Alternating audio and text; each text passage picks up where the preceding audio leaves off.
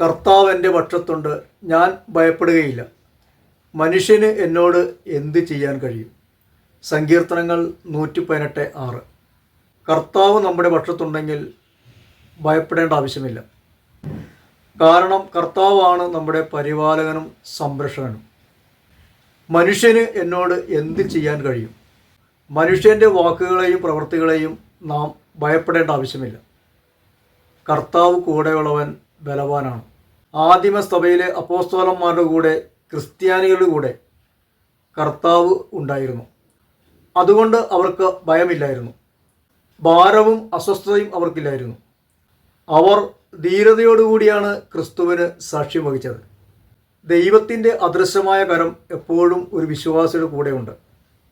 അവരെ നയിക്കുന്നത് ദൈവത്തിൻ്റെ ആത്മാവാണ്, പരിശുദ്ധാത്മാവാണ്. ദൈവത്തിൽ പരിപൂർണമായിട്ടും ആശ്രയിക്കാം.